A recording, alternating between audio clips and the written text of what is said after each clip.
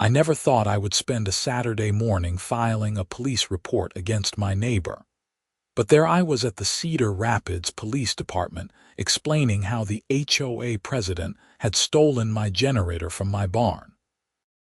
My name is Zachary Richardson, and I had been living in the Meadowbrook Heights subdivision in Cedar Rapids, Iowa for about 3 years. The place seemed decent enough when I bought my house back in 2023. Sure, there was a homeowners association, but the previous board had been reasonable people who cared more about keeping the neighborhood clean than bothering residents about trivial things. Then last year, the board elections happened, and everything went downhill fast. Patricia Henderson became the new HOA president. She was exactly what you would picture when someone says the word Karen.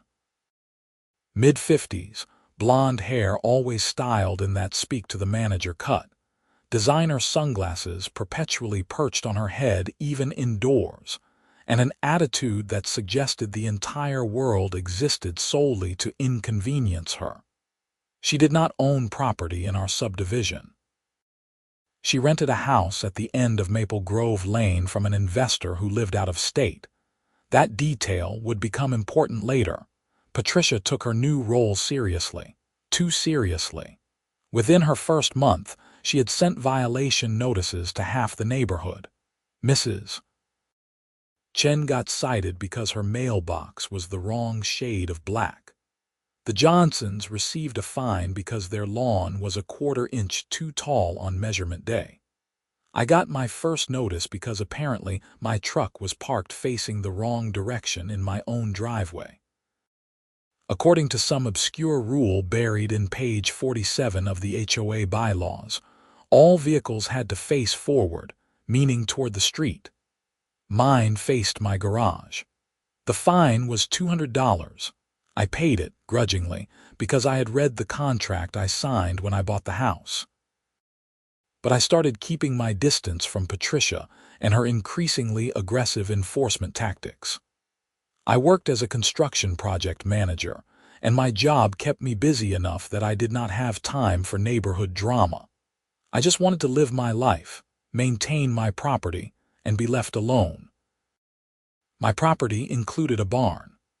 Well, technically, it was more of a large storage shed, but everyone called it a barn because of its size and the fact that it had been built in a traditional barn style with red paint and white trim. The previous owner had used it for woodworking. I used it to store equipment, tools, seasonal decorations, and my backup generator. Living in Iowa where winter storms could knock out power for days, a good generator was not a luxury. It was a necessity.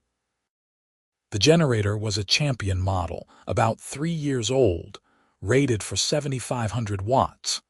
I had paid nearly $900 for it new, and I maintained it religiously. Every few months I would run it for an hour to make sure everything worked properly. I kept it in the barn because it was heavy, loud, and I did not need it cluttering up my garage. The trouble started on a Tuesday in late March 2026. I came home from work around 6 in the evening to find a notice taped to my front door. It was from Patricia, naturally, and it informed me that my barn was in violation of HOA regulations. According to her interpretation of the rules, outbuildings could not exceed certain dimensions, and mine apparently did by about 2 feet in width. Never mind that the barn had been there for 15 years before I even moved in. Never mind that it had been grandfathered in under previous boards. Patricia wanted it dealt with. The notice gave me 30 days to either reduce the size of the barn or remove it entirely. The alternative was a fine of $500 per month until compliance was achieved. I read the notice 3 times, feeling my blood pressure rise with each reading. I called an emergency meeting with the HOA board. Besides Patricia, there were 4 other members: Doug Martinez, the vice president Susan Palmer, the treasurer Robert Kim, the secretary, and Jennifer Walsh, a general board member. We met at the community center on Thursday evening. Patricia sat at the head of the table, looking smugly confident. I placed the notice in front of her. "This is ridiculous," I said, keeping my voice level. "That barn has been there since 2011. It was inspected and approved by the county. Previous boards had no issue with it." "Previous boards were not following the rules properly," Patricia replied. "I have been reviewing our bylaws extensively, and there are numerous violations throughout this neighborhood that have been ignored for far too long. Your barn exceeds the allowable dimensions. It needs to be corrected." "By 2 feet," I said. 2 feet that have existed for 15 years without causing any problems for anyone. The rules do not have an expiration date, Mr. Richardson. Doug shifted uncomfortably in his seat. "Patricia, maybe we should consider the grandfather clause. The structure predates current ownership and has been accepted for over a decade." "There is no grandfather clause in our bylaws," Patricia said firmly. "Because there does not need to be," Susan interjected. "It is common sense and standard practice in HOA governance. We cannot retroactively enforce dimensional requirements on structures that pre-existed the rules." Patricia's face flushed. "I am the president of this board, and I am telling you that the barn is in violation. We will vote on it." "All in favor of requiring Mr. Richardson to bring his barn into compliance?"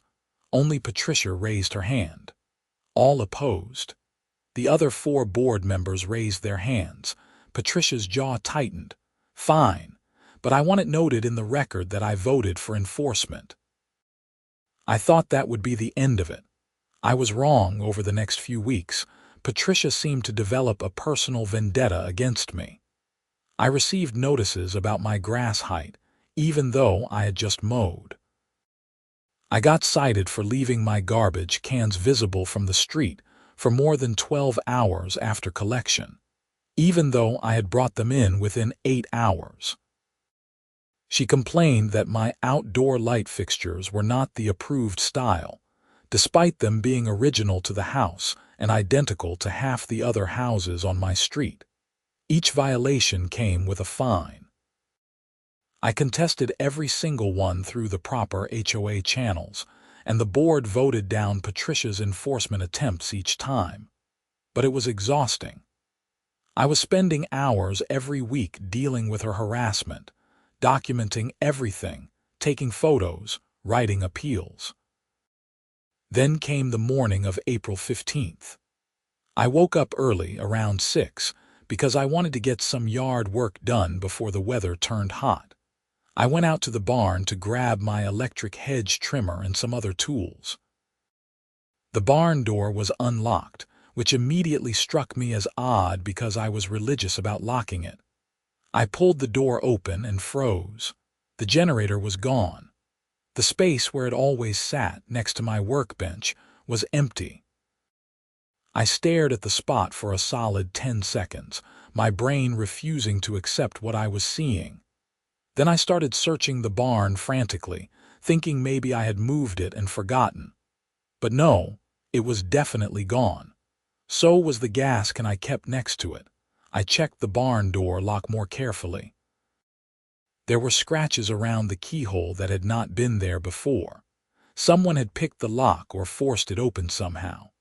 I pulled out my phone and called the Cedar Rapids Police Department. Officer Michelle Torres arrived about 20 minutes later. She was professional and thorough, taking photos of the barn, the lock, and the empty space where the generator had been. I gave her all the information about the generator, including the serial number, which I had recorded in my home inventory spreadsheet. "Any idea who might have taken it?" she asked. I hesitated. I had a suspicion, but I did not want to make accusations without evidence. "I have been having issues with my HOA president," I said carefully. "She has been harassing me with violations and fines, but I do not have any proof she would do something like this." "What's her name?" "Patricia Henderson. She lives at 847 Maple Grove Lane. Officer Torres wrote it down. We will investigate. In the meantime, I recommend you install a camera system if you do not already have one. After she left, I sat in my kitchen drinking coffee and trying to figure out what to do. The generator was worth about $600 at current used prices. My insurance deductible was $1,000, so filing a claim would not help. But it was not really about the money. It was about the principle. Someone had broken into my property and stolen from me, and I was 90% certain I knew who it was. I decided to do some investigating of my own. I drove slowly through the neighborhood, looking for anything unusual. When I reached Maple Grove Lane, I spotted something interesting. Patricia's house had a small shed in the backyard, visible from the side street, and running from that shed into her house was an extension cord. A bright orange, heavy-duty extension cord. Exactly the type you would use with a generator. My heart started pounding. I drove around the block and parked a few houses away, then walked casually past her property. As I got closer, I could hear it, the distinctive rumble of a generator running, coming from her shed. In the middle of a sunny April morning when there was absolutely no need for backup power, I took several photos with my phone, making sure to capture the shed, the extension cord, and the house number clearly visible. Then, I called Officer Torres back. She sounded skeptical at first, but when I explained what I had found, she agreed to come check it out. I met her 2 blocks away from Patricia's house about an hour later. Another officer, Officer James Bradford, was with her this time. We cannot search her property without a warrant or probable cause, Officer Torres explained, but we can knock on her door and ask some questions. We walked up to Patricia's house together. I stayed slightly behind the officers. Officer Torres knocked firmly on the door. Patricia opened it a minute later, and her expression went from confused to hostile the moment she saw me. "What is this about, Miss Henderson? I am Officer Torres with the Cedar Rapids Police Department. We are investigating a theft that occurred in the neighborhood." "May we ask you a few questions, I suppose," Patricia said, but she did not invite us in. "Have you seen or heard anything unusual in the neighborhood over the past 24 hours? "No." "Do you own a generator, Miss Henderson?" Patricia's eye twitched. "Just barely, but I caught it." "Why are you asking me that?" "Just trying to gather information." "Do you own a generator?" "I do not see how that is relevant." Officer Bradford spoke up. "Madam, we have received information suggesting there may be a generator running on your property right now. We can hear what sounds like a motor running from here." We all fell silent, and sure enough, the faint rumble of the generator was audible from the front porch. Patricia crossed her arms. "I am running some power tools for a home improvement project. I do not have to explain my activities to you." "No, madam, you do not," Officer Torres said calmly. "But Mr. Richardson here reported his generator stolen from his barn sometime last night or early this morning. It was a Champion model, 7,500 watts, serial number CH23487563.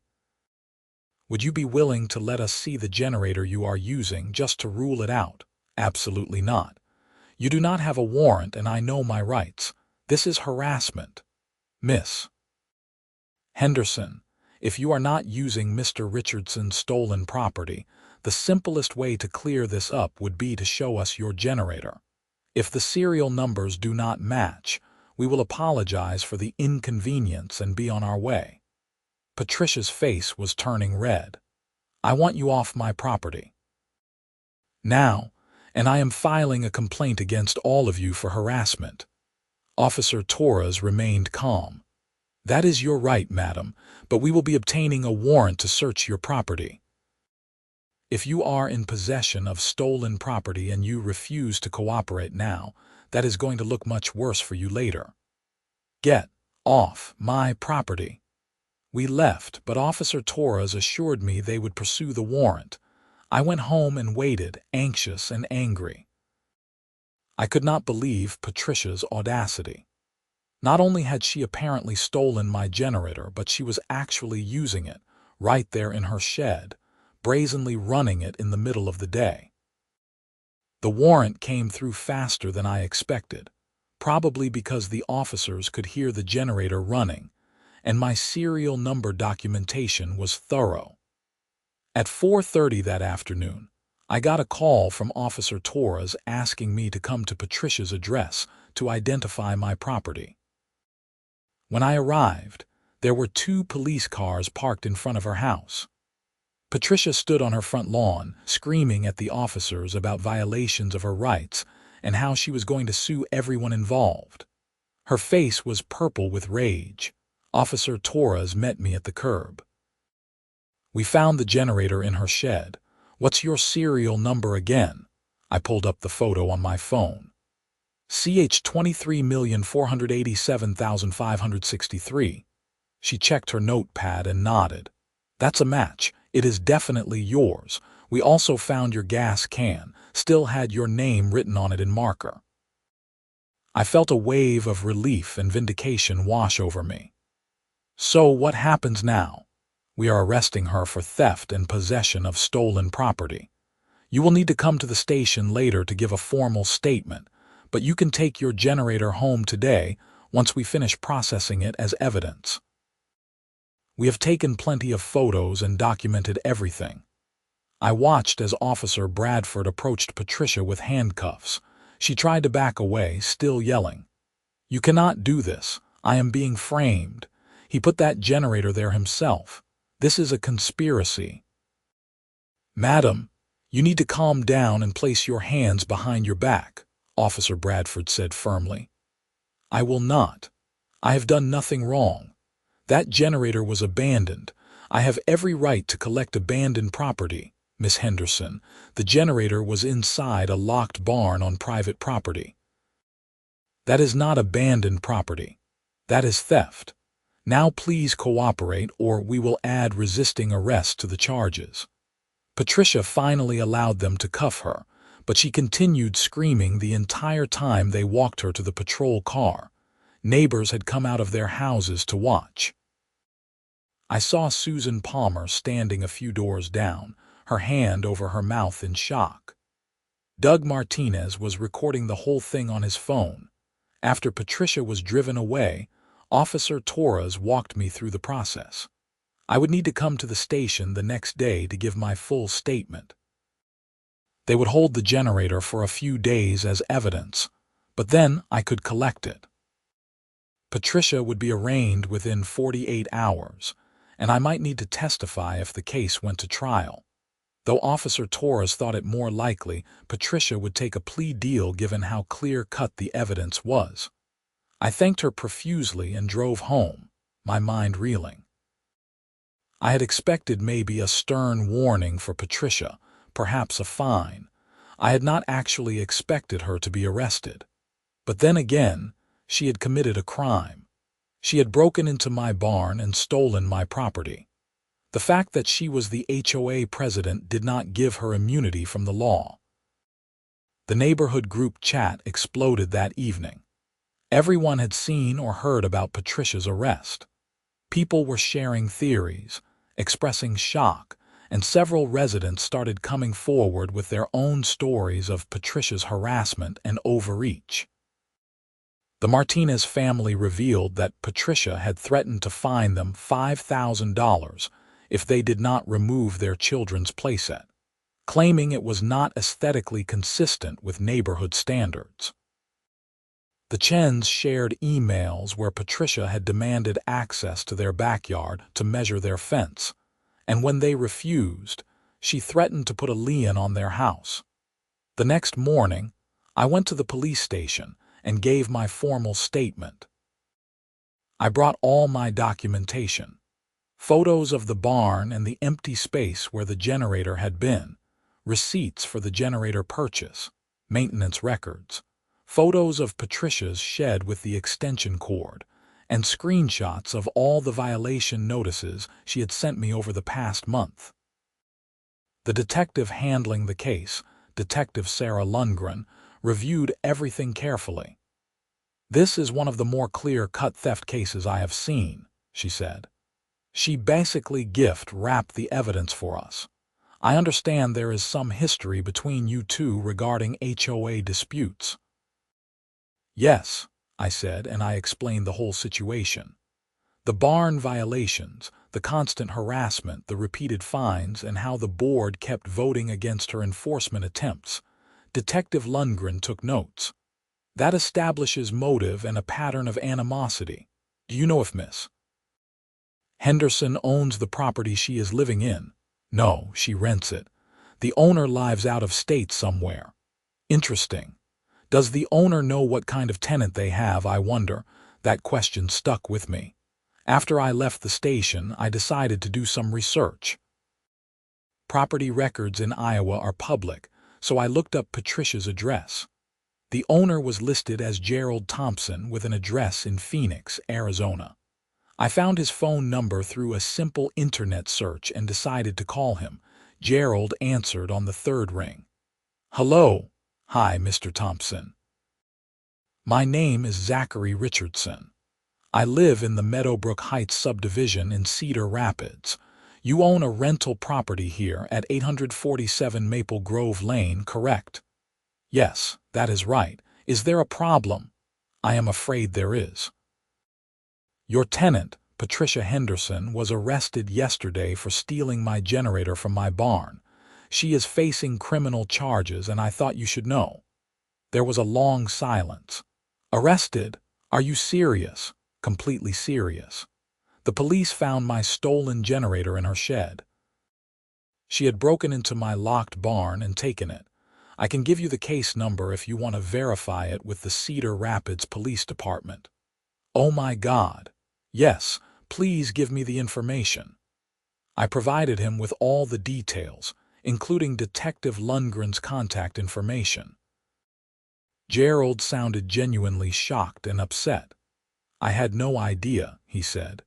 "She always pays rent on time and she has never caused any problems that I was aware of. This is terrible. Thank you for letting me know. I need to make some calls." We hung up, and I felt a small sense of satisfaction. Patricia was not just facing criminal charges now. Her housing situation was probably about to get very complicated. The HOA held an emergency board meeting 3 days later. Patricia was still in jail, unable to make bail, which had been set at $10,000. Apparently, she had priors. Nothing major, but she had been convicted of harassment in Minnesota back in 2019, and she had some unpaid fines from another HOA dispute in Illinois. The judge considered her a flight risk and set bail accordingly. At the meeting, the board voted unanimously to remove Patricia from her position as president. Doug Martinez was appointed interim president, and they began the process of undoing some of Patricia's most egregious rule enforcement attempts. All the fines she had levied in the past 3 months were reviewed, and most were dismissed as improper or overly punitive. Susan Palmer approached me after the meeting. "I owe you an apology," she said.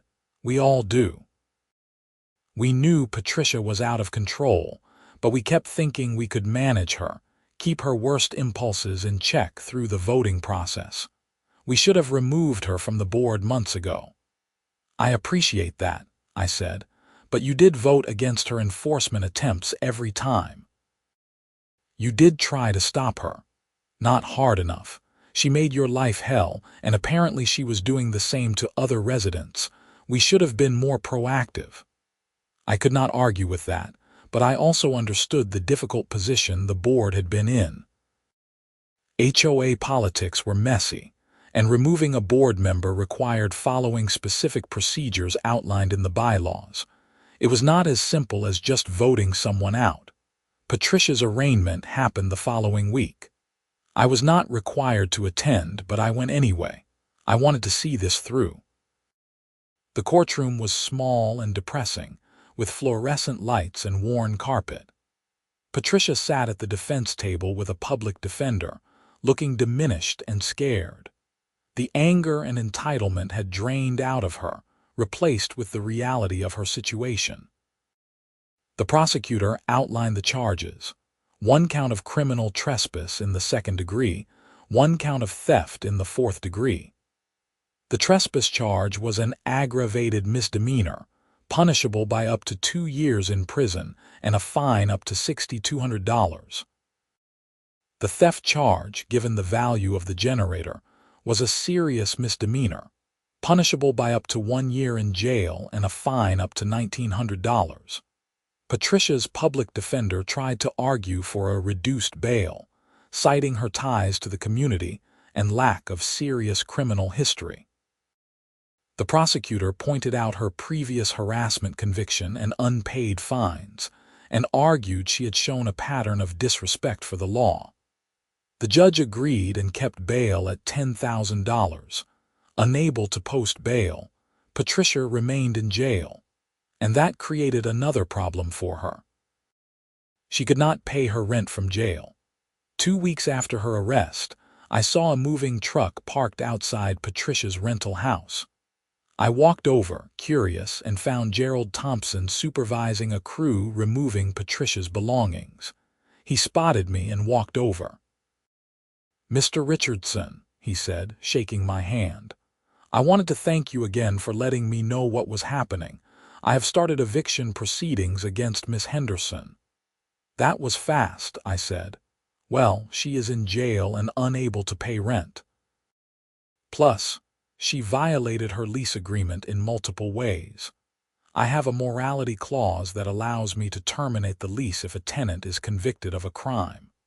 She has not been convicted yet, but the evidence is overwhelming, and she is in clear violation of payment terms. My lawyer said I have solid grounds. We filed for eviction last week, and given that she is incarcerated and did not contest it, the judge granted it. Where is all her stuff going? Into storage.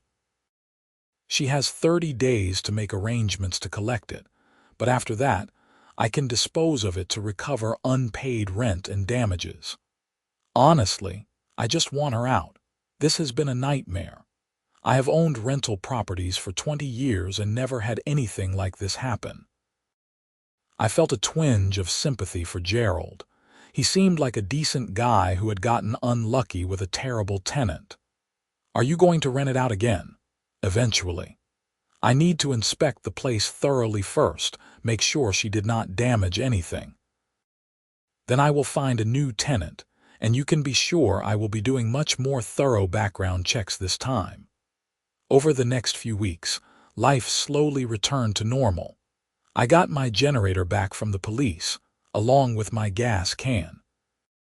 I installed a security camera system around my property, including one aimed directly at the barn. The new HOA board was functioning much more reasonably, and several residents who had been afraid to speak up during Patricia's reign came forward with suggestions for improving the community. Patricia's case moved through the system. Her public defender tried to negotiate a plea deal, but the prosecutor was not feeling generous. The evidence was too strong, and Patricia had made herself extremely unsympathetic with her behavior both before and during her arrest. She had screamed at the officers, made threats, and later tried to claim she was being persecuted because of her gender and age. None of it helped her case. In late May, about 6 weeks after the theft, Patricia finally accepted a plea deal. She pled guilty to both charges in exchange for the prosecution recommending a lighter sentence. The judge sentenced her to 1 year in jail, with all but 90 days suspended, meaning she would serve 3 months. She also received 3 years of probation, had to pay restitution to me for the cost of replacing my barn lock and the depreciation value of the generator during the time it was missing, and was ordered to complete anger management counseling. Additionally, The judge issued a restraining order prohibiting Patricia from coming within 500 feet of my property or contacting me in any way for the duration of her probation. I attended the sentencing hearing, and this time, Patricia looked broken. She cried as the judge read the sentence, and she apologized to the court, though notably she never apologized to me directly. Her public defender tried to paint her as a woman who had let the stress of her position get to her, who had made a terrible mistake in a moment of poor judgment. But the judge was not buying it. "Miss Henderson, you did not just make a mistake," the judge said sternly. "You engaged in a calculated act of theft against a neighbor you had been feuding with. You broke into his locked barn, stole his property, and then brazenly used that stolen property on your own premises. When confronted by police, you refused to cooperate and made the situation worse with your behavior. This was not a momentary lapse in judgment. This was a deliberate criminal act. You are fortunate the prosecution agreed to this plea deal, because if this had gone to trial, you would likely be facing a much harsher sentence." Patricia was led out of the courtroom in handcuffs, and I finally felt like the entire ordeal was over. I walked out into the warm, May sunshine feeling lighter than I had in months.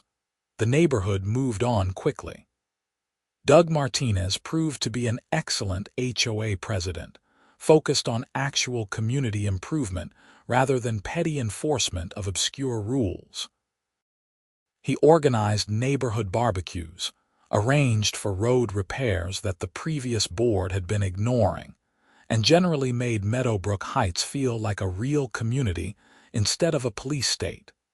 In June, I ran into Susan Palmer at the grocery store.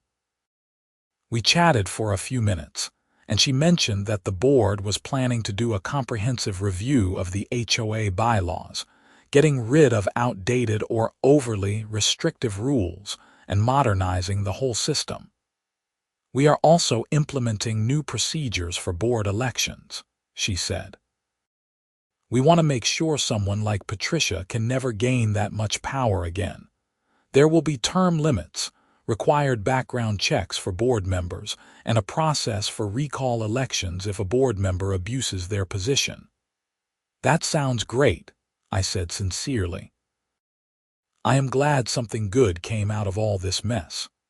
We learned a hard lesson.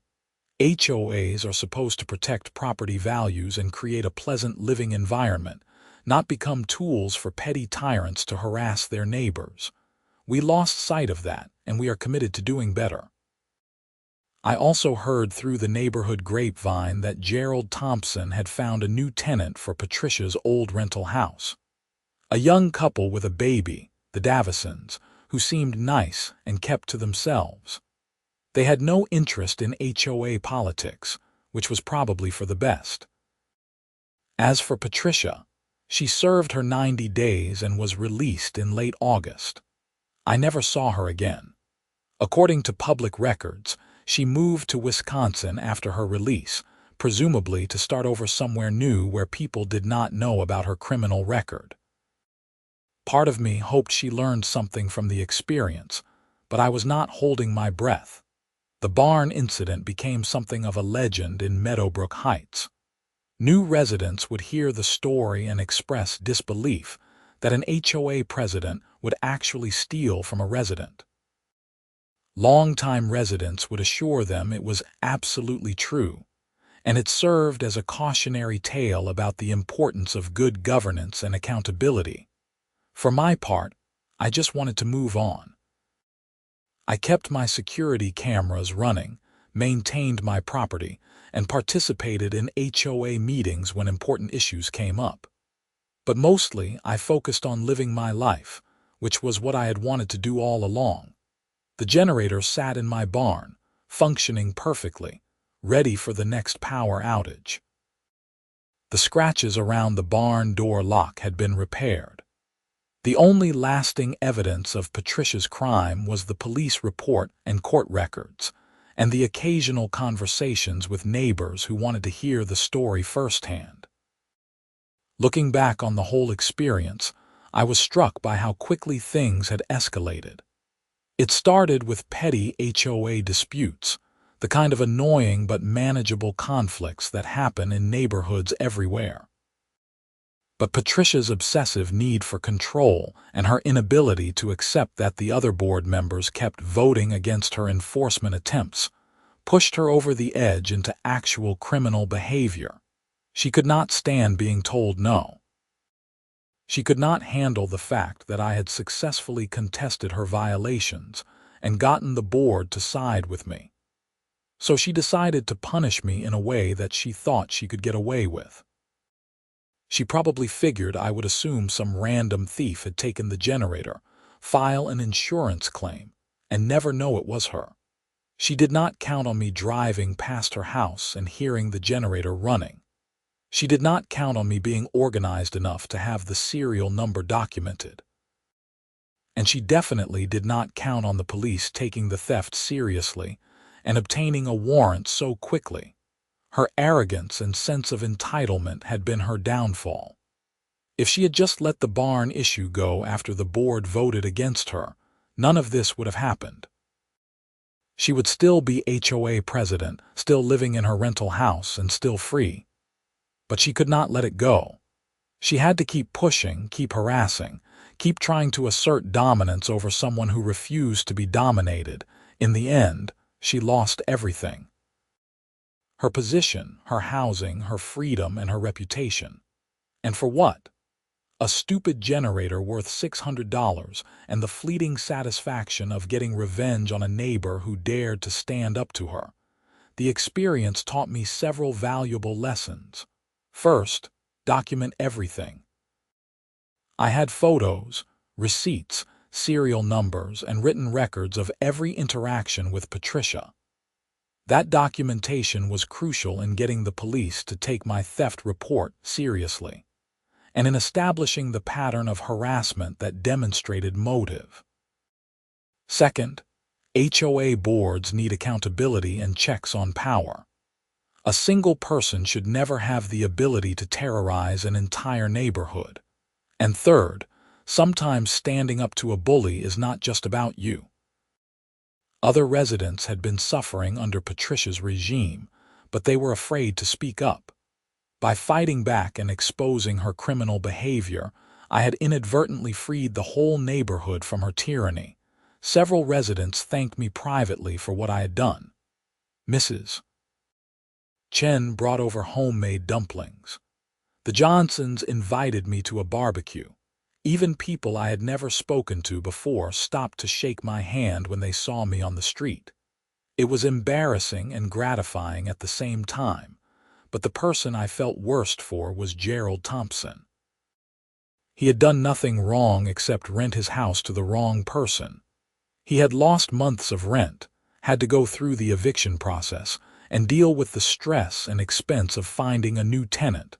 I called him in July after Patricia had been sentenced, just to check in. "How are you holding up?" I asked. "Better now," he said. "The new tenants are great, and I have implemented much stricter screening procedures for all my properties. I also joined a landlord association that does thorough background checks and tenant verification. This whole situation was a wake-up call for me. I got lazy with my screening process because Patricia had good credit and sufficient income. I did not dig deeper into her history. Did you ever get any restitution for the unpaid rent? The court ordered her to pay it as part of her restitution, but I am not holding my breath. She is probably judgment-proof at this point. I wrote it off as a loss and moved on. Sometimes that is all you can do. We talked for a few more minutes, and I was glad to hear he was doing okay. He was another victim of Patricia's behavior, and it felt important to acknowledge that. As summer turned to fall, Meadowbrook Heights settled into a comfortable rhythm. The new bylaws were ratified by a vote of the residents, streamlining rules and eliminating the most absurd restrictions. The community felt more relaxed, more neighborly. People actually talked to each other instead of worrying about whether their grass was an eighth of an inch too tall. In September, the HOA held its first annual fall festival, something Doug Martinez had organized. There were food trucks, games for kids, a beer garden for adults, and live music from local bands. It was corny and wholesome and exactly what the neighborhood needed. I volunteered to help set up tables and chairs, and I spent the evening talking with neighbors I had only waved to before. At one point, Doug pulled me aside. "I wanted to thank you, man. I know the whole situation with Patricia was terrible for you, but in a weird way, it was the best thing that could have happened to this neighborhood. It forced us to confront how dysfunctional our HOA had become. We have made more positive changes in the past 5 months than in the previous 5 years." "I appreciate that," I said, "but I would have preferred to avoid the whole generator theft and police report part." Doug laughed. "Fair enough. But seriously, you standing up to her made a difference." "A lot of people were too intimidated to fight back. You showed everyone that bullies can be held accountable." That night, standing in the park watching families enjoy the festival, I felt genuinely happy. This was what a neighborhood should be. People coming together, supporting each other, creating positive experiences. Not a dictatorship run by someone on a power trip. My barn stood undisturbed on my property, the generator safely locked inside. The security cameras kept watch, but I never needed them to catch any more thieves. Life in Cedar Rapids went on, ordinary and peaceful, exactly the way I liked it. Sometimes I wondered what Patricia was doing in Wisconsin, whether she had learned anything or whether she was busy making someone else's life miserable. But mostly, I did not think about her at all.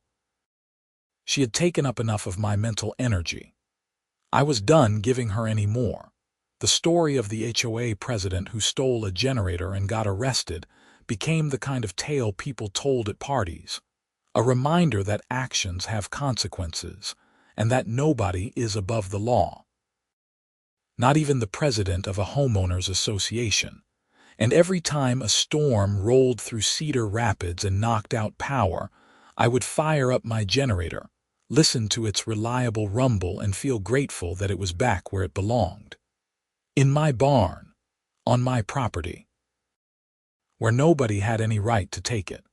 The whole ordeal had lasted less than 3 months from the first barn violation notice to Patricia's sentencing, but it felt like it had been years. The stress, the police reports, the court appearances, the constant documentation of everything, it had been exhausting. But it was over now, truly over, and that was what mattered. One afternoon in October, I was raking leaves in my front yard when a car pulled up. A woman I did not recognize got out and approached me nervously. "Are you Zachary Richardson?" she asked. "Yes, can I help you? My name is Amanda. I lived in Meadowbrook Heights until last year. I moved because I could not deal with Patricia Henderson anymore. I just heard about what happened, about her getting arrested. I had to come by and thank you." I set down my rake. "Thank me for what?" "For fighting back. Patricia made my life hell for the year I lived here. She fined me constantly, harassed me about my car, about my flower garden, about everything. I was a single mom working 2 jobs, and I could not afford her constant fines. I ended up selling my house at a loss just to get away from her. When I heard that she finally got arrested, that someone stood up to her and won, I cried. I cried because I wished I had been strong enough to do what you did. I did not know what to say. I am sorry you went through that. Nobody should be driven from their home because of HOA harassment." "The neighborhood seems different now," Amanda said, looking around. "Happier. I almost wish I had not sold, but I am in a better place now anyway. I just wanted you to know that what you did mattered. Not just for the people still living here, but for people like me who got driven out." You held her accountable when nobody else could. After she left, I stood in my yard thinking about how many lives Patricia had negatively affected. The residents she had harassed, the landlord whose rental property she had turned into a liability, the court system that had to process her case, even her own life which she had thoroughly derailed through her own actions. All because she could not handle a tiny amount of power without letting it corrupt her completely. It was a sobering thought, but also a hopeful one. Because in the end, the system had worked. The police investigated, the court processed the case, justice was served, and the community recovered and improved. It was not always pretty or fast, but accountability had prevailed. As winter approached and the first snow began to fall on Cedar Rapids, I felt a deep sense of contentment. My house was secure, my barn was intact, my generator was functional, and my neighborhood was peaceful. I had stood up for myself and inadvertently stood up for dozens of other people in the process. And that barn that Patricia had wanted me to reduce in size or remove. It stood exactly as it had for 15 years, 2 feet over the supposedly allowable dimension, housing my tools and equipment and generator. The new board had formally voted to grandfather in all existing structures that predated current ownership, ensuring that no future board member could ever try Patricia's tactics again. Every time I walked out to that barn, I felt a small sense of victory.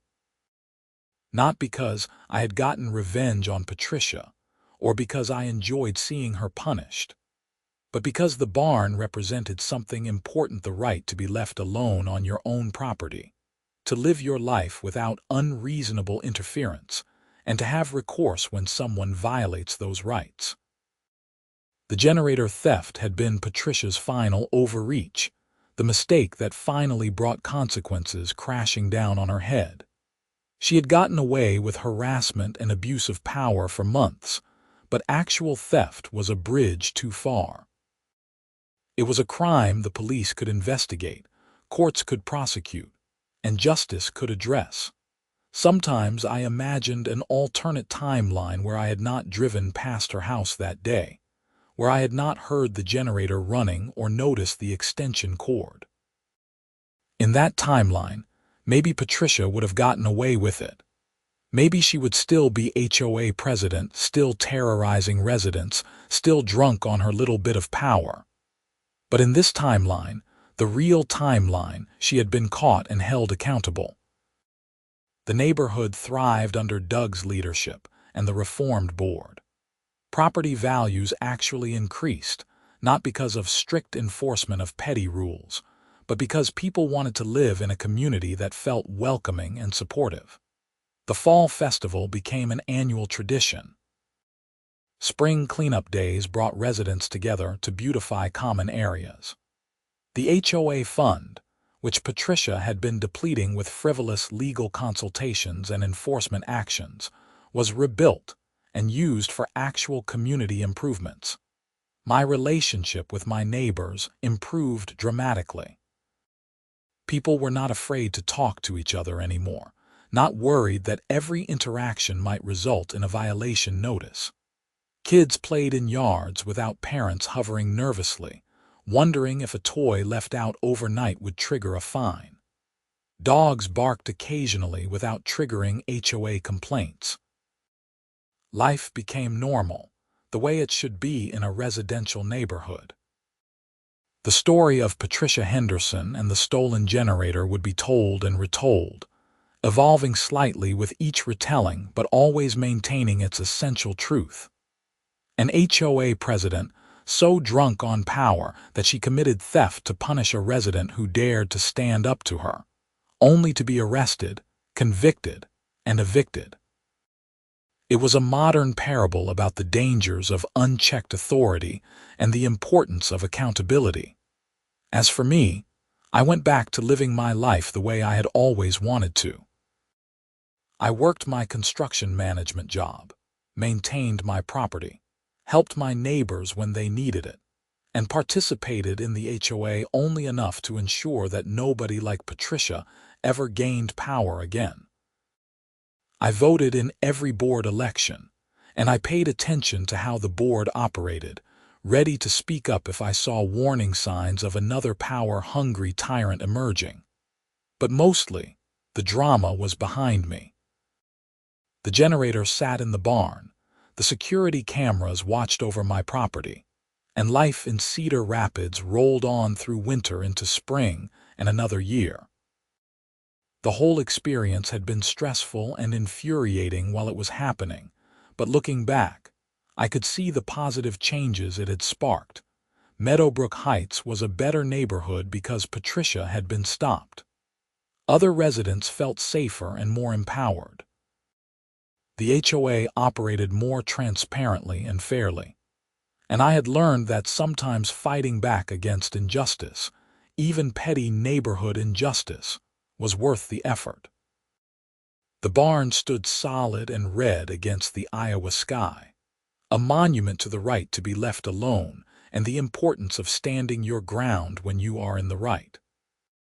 Inside it, among the tools and seasonal decorations and lawn equipment, sat one champion 7,500-watt generator, maintained regularly, ready to provide power when storms knocked out the grid.